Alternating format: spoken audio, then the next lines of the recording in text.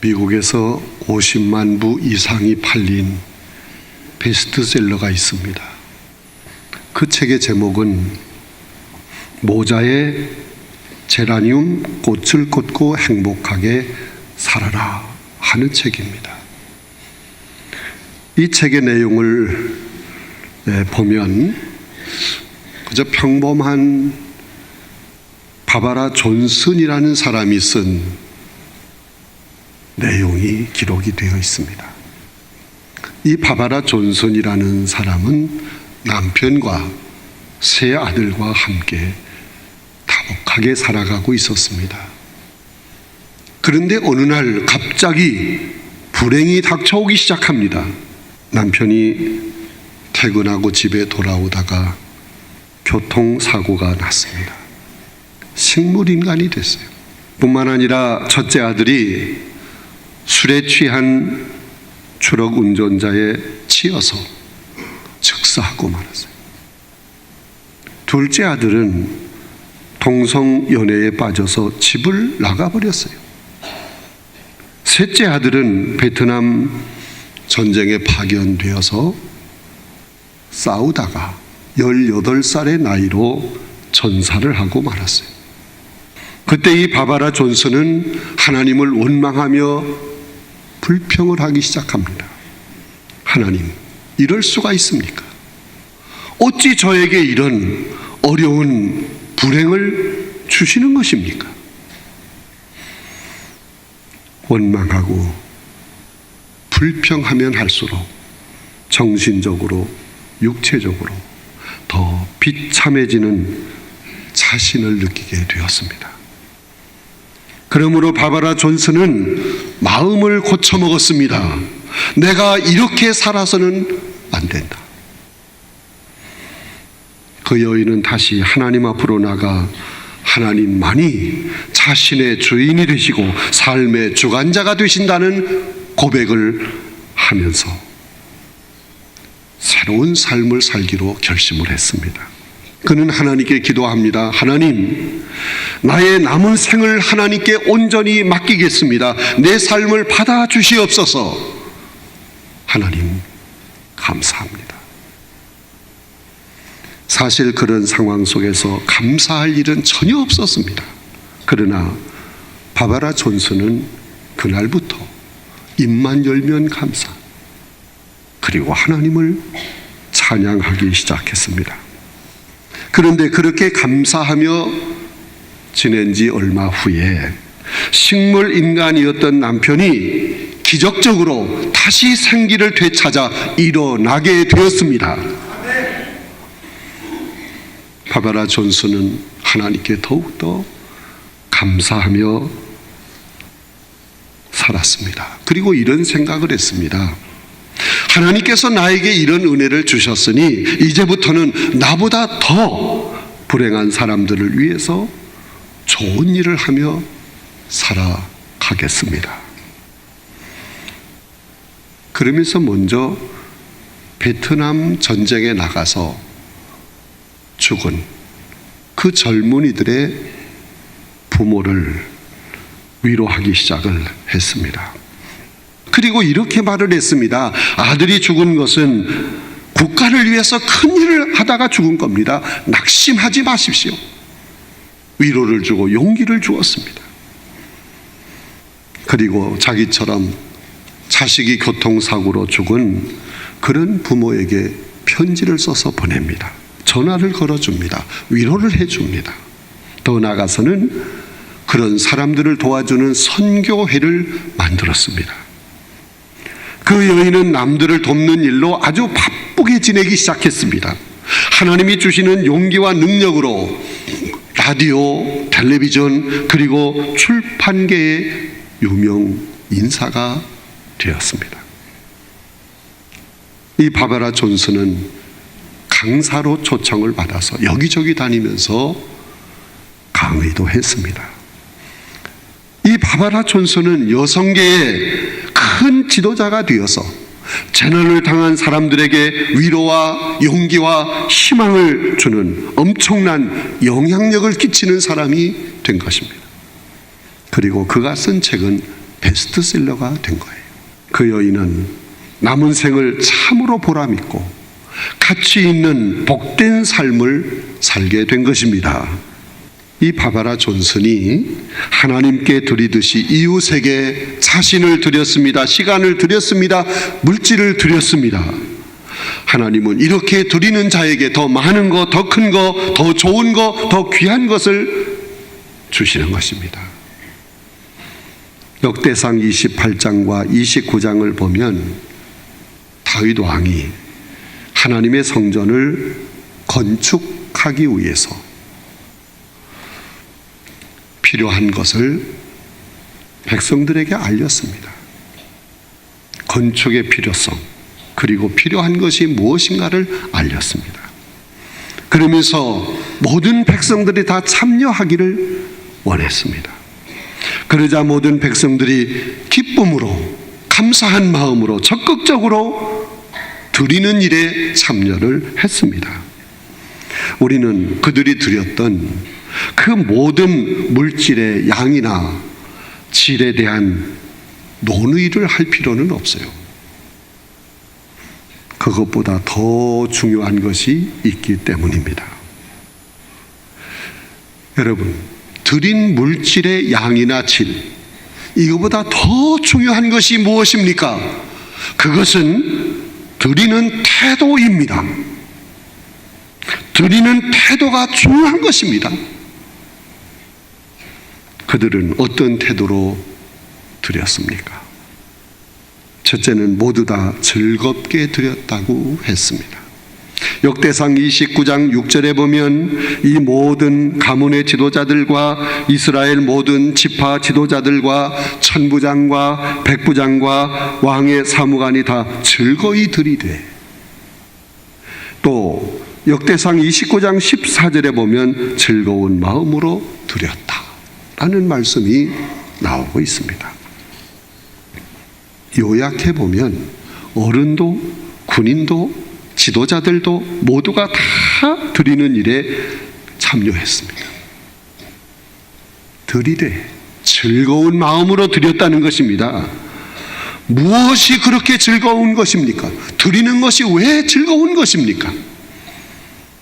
드릴 수 있다는 사실 그 자체가 즐겁고 기쁘고 감사한 것입니다. 여러분 생각해 보세요. 사람들이 먹을 것이 없어가지고 빈 깡통 하나씩을 들고 어깨가 축 늘어져서 얼굴에는 핏기가 없는 모습으로 먹을 것을 배급받기 위해서 줄을 서 있다. 참으로 비참한 모습이 아니겠습니까? 그런데 얻어먹는 것이 아니고 드릴 수 있다는 것이 너무도 감사한 것입니다. 특별히 하나님께 드릴 수 있다는 이 사실은 너무도 행복한 것입니다. 29장에 있는 말씀을 살펴보면 드렸노니 드리되 드리고 드림으로 드렸을 뿐, 드렸사오며, 이 드린다는 표현이 6번이나 계속 거듭되고 있습니다. 이 말씀의 뜻은 하나님께 드리기를 힘썼다는 얘기입니다. 성지순례를 가서 이집트의 룩소르라고 하는 데로 가다 보면 왕들의 계곡 킹즈밸리라고 하는 곳이 있습니다. 그곳에는 지하에 무덤들이 있습니다. 왕릉들이 지하로 들어가 있어요. 이제 개발된 그 지하에 있는 왕릉을 들어가서 어느 한 석벽을 보면 이런 문구가 적혀 있습니다.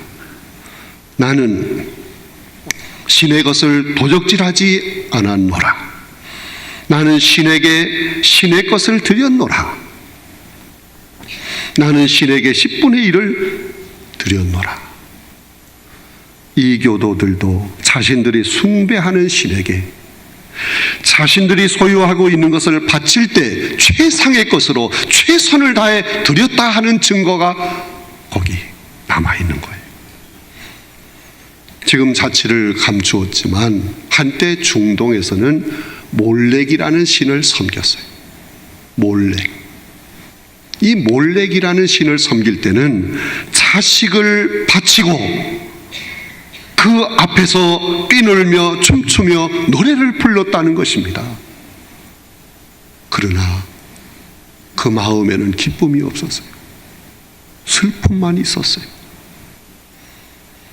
그런데 다윗과 그 모든 백성들은 달랐습니다. 하나님께 드릴 때 즐거워하며 기쁨으로 드렸습니다. 하나님은 이렇게 즐거워하며 기쁨으로 드리는 그 마음을 귀하게 보시는 것입니다. 하나님은 그런 사람에게 하늘의 문을 여시는 것입니다. 두 번째, 성심으로 여호와께 드렸다 하는 말씀이 있습니다. 역대상 29장 9절에 보면 그들이 성심으로 여호와께 자원하여 드렸으므로 다윗 왕도 심히 기뻐하니라. 성심으로, 이 성심이라는 말은 최선을 다한다는 뜻입니다. 하나님께 드리되 최선을 다해서 드렸다. 성심으로 드렸다. 드리는 마음의 자세가 중요한 것. 하나님께 드리는 행위는 분명히 눈에 보이는 행위입니다. 그러므로 드리는 사람들은 자신의 이름이 나오기를 바랍니다. 자신이 드리는 그 액수가 드러나기를 바라고 있어요. 그러나 드리는 것은 드러나지 않는 부분이 더 중요한 것입니다. 드러나지 않는 부분이 무엇입니까? 드리는 사람의 믿음, 정성, 마음이 중요한 것입니다. 여러분, 많은 헌금을 하게 될 때 하나님은 그런 헌금을 한 사람을 귀하게 보신다 하는 말씀이 성경에 있습니까? 가난하니까 적게 드리는 것을 하나님이 대수롭지 않게 여긴다 하는 말씀이 성경에 있습니까? 전혀 성경에는 그런 말씀이 없습니다. 하나님은 그 마음을 보시는 거예요. 다윗과 그의 백성들은 정성을 다해서 성심껏 준비된 그런 예물을 하나님께 드렸습니다. 하나님은 그 예물을 기뻐 받으시고 하늘의 문을 여신 것입니다. 세 번째, 정직한 마음으로 드렸다 하는 말씀이 성경에 나옵니다. 역대상 29장 17절에 보면 나의 하나님이여 주께서 마음을 감찰하시고 정직을 기뻐하시는 줄을 내가 아나이다. 내가 정직한 마음으로 이 모든 것을 즐거이 드렸사오며 라는 말씀이 있습니다. 성경을 살펴보면 하나님께서 기뻐하시지 않는 인간의 행위가 두 가지가 있음을 알 수 있습니다. 그 두 가지가 뭐겠습니까? 첫째는 불신입니다. 하나님의 존재를 부인하는 것 불신입니다. 하나님의 권위에 도전하는 행위 역시 불신입니다. 이스라엘 백성들이 왜 망했습니까? 불신의 죄 때문에 망한 겁니다. 두 번째는 부정직입니다. 우리 하나님께서 기뻐하지 않는 모습, 부정직한 거예요. 정직하지 못해. 하나님은 진실하시고 거짓이 없으신 분이십니다. 그런데 그 하나님을 향해서 부정직과 비진실을 보이는 것은 우리 하나님의 품성에 대한 도전인 것입니다. 그러므로 하나님이 결코 기뻐하지 아니하십니다. 요한계시록 21장 27절에 보면 무엇이든지 속된 것이나 가증한 일 또는 거짓말하는 자는 결코 그리로 들어가지 못한다. 하나님은 거짓을 싫어하신다. 거짓을 보이는 사람을 받아주지 않는다 하는 말씀이에요. 가룟 유다를 보세요. 거짓의 앞잡이 노릇을 하다가 그만 비참한 최후를 만났어요. 아나니아와 삽비라를 보세요. 하나님 앞에 드리되 거짓으로 드렸어요. 두 사람 다 부부가 즉사했습니다. 재주가 있고 능력이 있으나 거짓말을 잘하는 사람보다 무능하지만 정직한 사람, 하나님은 그런 사람을 더 귀하게 여기시고 복을 주시는 것입니다. 특별히 하나님 앞에서 정직해야 합니다. 하나님은 모든 것을 다 알고 계십니다. 역대상 29장 17절에 보면 주께서 마음을 감찰하신다는 말씀이 있어요. 감찰하신다는 게 뭡니까? 속마음을 다 아신다 하는 거예요. 그래서 하나님을 속일 수가 없어요. 사람을 속이는 것은 가능할 수 있지요. 그러나 오래가지 못합니다. 하물며 하나님을 누가 어떻게 속일 수 있습니까? 베드로후서 3장 10절에 보면 그러나 주의 날이 도둑같이 오리니 그날에는 하늘이 큰 소리로 떠나가고 물질이 뜨거운 불에 풀어지고 땅과 그 중에 있는 모든 일이 드러나리로다. 하나님 앞에 모든 게 드러나는 때가 온다는 것입니다. 정직해야 된다는 거예요. 누구도 우리 하나님을 속일 수 없습니다. 우리 하나님 앞에서는 오직 정직함이 통할 뿐입니다. 다윗과 백성들은 그것을 알았습니다. 그래서 하나님께 오직 믿음으로 속이지 않고 정직하게 최선을 다해서 드렸어요. 하나님은 그들을 향해 하늘의 문을 여시고 놀라운 복을 쏟아부어 주신 줄로 압니다. 네 번째는 풍성한 재물을 드렸습니다. 본문 21절에 풍성한 재물을 드리고 라는 말씀이 있습니다. 이스라엘 백성들은 하나님께 두 가지를 풍성하게 드렸어요. 그 두 가지가 뭐냐? 첫째는 물질을 풍성하게 드렸다 하는 말씀이 본문에 나와요. 금이나 은, 청, 동, 나무, 보석, 화반석 이런 걸 풍성하게 드렸다. 역대상 29장 4절로 8절에 보면 다윗이 오빌의 금 3,000달란트, 수는 7,000달란트, 지도급 인사들은 금 5,000달란트, 금 10,000다릭, 은 10,000달란트, 놋 8,000달란트, 철 100,000달란트, 그 외에 보석을 드렸다. 마음껏 풍성하게 드렸다 하는 말씀이 역대상 29장에 나와요. 두 번째는 풍성한 재물을 드렸다 하는 것입니다. 다시 말하면 감사와 경배의 예배를 풍성하게 드렸습니다. 본문 21절에 보면 번제의 제물로 숫송아지 1,000마리, 수양 1,000마리, 어린 양 1,000마리, 합계 3,000마리의 짐승을 번제물로 드렸습니다. 풍성한 제물을 드린 것입니다. 본문 22절에 보면 이날의 무리가 크게 기뻐하였다. 하나님의 백성들은 풍성하게 제물을 드릴 때 기쁨이 넘쳤다는 거예요. 여러분, 풍성하게 드리는데 왜 기쁨이 넘칩니까?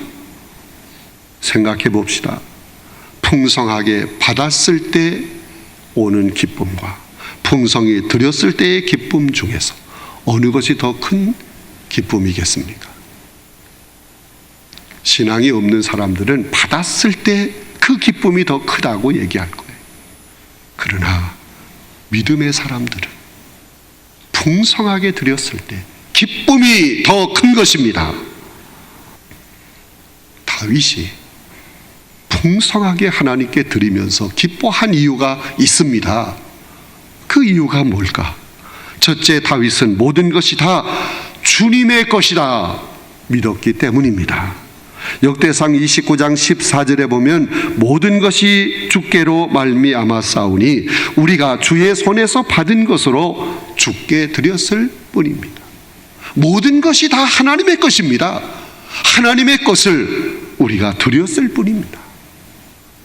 다윗의 고백입니다. 또 역대상 29장 16절에 보면 다 주의 손에서 왔나이다. 주의 것이리이다. 우리는 다윗의 소유의 개념과 그의 신앙을 여기서 확실하게 읽을 수 있습니다. 여러분, 다윗은 본래 베들레헴 그 시골 구석에 양을 치던 어린 목동이었습니다. 별 볼 일 없는 사람이었습니다. 그런데 그가 최고의 명예와 부를 누리는 국왕이 된 것입니다. 그런데 이 모든 것이 하나님의 은혜라고 하는 것을 그는 확실히 깨달았어요. 모든 것이 하나님의 은혜로 되었다. 이것이 다윗의 신앙이었습니다. 그러므로 하나님의 이 엄청난 은혜를 받은 내가 은혜의 빛을 갖는다. 너무도 기쁘다는 거예요. 오늘 우리는 어떻습니까? 알몸으로 빈손으로 태어났습니다. 그러므로 사도 바울은 고백을 합니다. 나의 나 된 것은 주님의 은혜로 된 것이다. 여러분, 모든 것이 하나님의 은혜인 것을 깨닫고 그 은혜의 빛을 갚기 위해서 하나님께 마음껏 드린다. 여기에 기쁨이 있는 줄로 압니다. 둘째, 다윗은 모든 것이 주의 손에 달렸다 하는 고백을 합니다. 역대상 29장 12절에 보면 또 주는 만물의 주제가 되사 손에 권세와 능력이 있사오니 모든 사람을 크게 하심과 강하게 하심이 주의 손에 있나이다. 하나님 손에 모든 게 달렸다. 이걸 다윗이 믿었습니다. 하나님의 그 능력의 손에 의해서 사람이 크게 될 수도 있고 작게 될 수도 있고 강하게 될 수도 있고 약하게 될 수도 있고 살 수도 있고 죽을 수도 있습니다. 하나님 손에 달렸습니다. 서부 총잡이들의 그 영화, 서부 영화, 그걸 보면 한 가지 불문율이 그들에게 있다는 것을 깨닫게 돼요. 총으로 쏘려고 할 때 두 손을 번쩍 들으면 쏘지 않습니다. 등을 돌린 사람에게는 절대로 쏘지 않습니다. 그런데 여러분, 사탄의 세계는 어떻습니까? 손을 들거나 말거나 돌아서거나 말거나 상관이 없이 탁치는 대로 쏘고 덤비는 것이 사탄의 세계입니다. 그러나 하나님의 권세와 능력은 이 사탄의 권세를 꺾으시는 것입니다. 이 사탄의 세력 속에서 우리를 보호하시고 지켜주시는 것입니다. 그래서 하나님의 풍성한 은혜와 사랑을 마음껏 누리게 해주시는 분이십니다. 여러분, 하나님이 우리에게 주신 이 놀라운 은혜, 이 엄청난 사랑, 무엇으로 어떻게 갚을 수 있습니까? 사람에게 어떤 큰 빚을 지었으면 그 은혜의 빚을 갚지 못했을 때 그 사람 얼굴을 잘 못 봐요.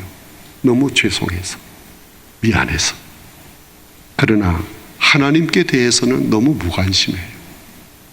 하나님이 우리에게 주신 것은 엄청나게 많습니다. 놀라운 은혜입니다.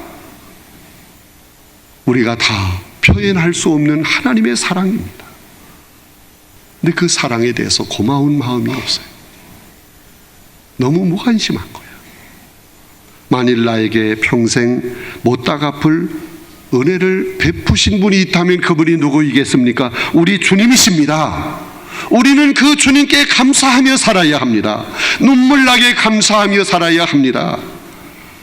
늘 울어도 눈물로써 못 갚을 줄 알아. 이 몸 밖에 드릴 것 없어 이 몸 드립니다. 내 몸을 드린다는 마음으로 주님께 감사하며 살아야 합니다. 오 주님 감사합니다. 우리의 입에서 이 감사가 항상 넘쳐야 합니다. 날마다 여러분의 입에서 감사가 넘칠 수 있기를 간절히 바랍니다.